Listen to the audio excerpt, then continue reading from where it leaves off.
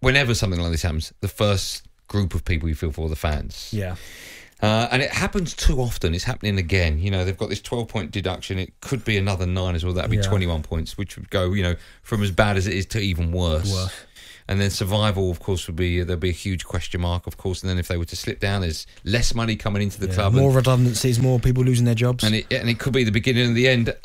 Firstly, your view on what's happening here. And secondly, why does it keep happening? How are we going to stop it? I know that the FA have come in and said that maybe they're going to, or the Football League, maybe they're going to come in and do more tests on owners. But once you've got an owner, Morris has been there for, I think 6 years. He was there when I was there. Okay. How do you police it? How do you get on top of it? How do you make sure they don't overspend and you don't get into another problem? I think was it Gary Neville talking about a regulator in terms of an independent regulator, so to make sure these things like the Bury situation, Bolton Wanderers, we've seen it all before, as you said there, and you don't want to keep seeing it for a club like Derby, big club.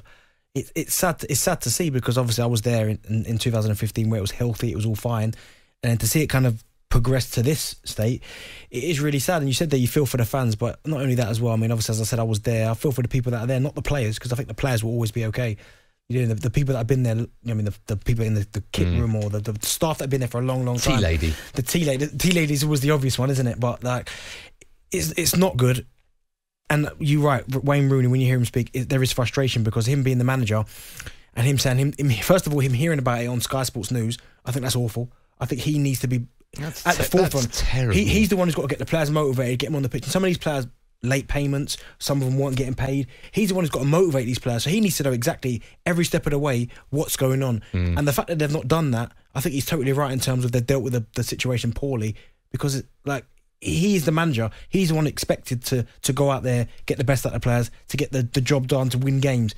But he's got to know exactly what's going on in the background as well. So it is frustrating. It's sad to see, because, as I said, it's a really, really, really good club. But unfortunately, again, it's people spending beyond their means. And you've got to try and work out how they're going to get out of this mess. Because I know he expressed a desire to sell the club in 2019, but you look at the debt they've got. I think it's £50 million to get themselves out of the debt if someone's going to come in and buy the club. Yeah. You know, it's such a huge sum of money. I was at Ipswich when he went into administration. Yeah. And what really happened was, how did you find out? That David Sheeptanks was the chairman, and he came and told us, and then George Burley kind of reiterated the message. But one thing I do know is that when you go into administration, a lot of the other bigger clubs just come and pick your best youngsters. Like, obviously Darren Ambrose went to Newcastle for cheap. People just come and pick your best players. But we were fortunate enough that we dropped down to the Championship. We didn't go in. We didn't get any points deduction or anything, but we managed to get quite a stable situation relatively quickly. So we then turned it around, and then we was okay.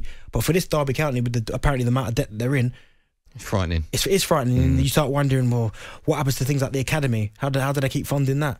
Do you know what I mean? It's obviously sections of the stadium or the training ground's going to have to close. They can't keep shelling out all this money week in, week out. Certainly when they're in the month in, month out. Certainly when they're in League One, if they go down. Derby fans, of course, you can have your Sound National Radio by picking up the phone 0871 722 334. You've heard what Darren Bent has said. You've heard what Wayne Rooney said as well. I'd love to hear what you have to say about it. We'll take more of your calls when we come back. And, of course, it'll be time for a quick fire on drive at 4:45, did it?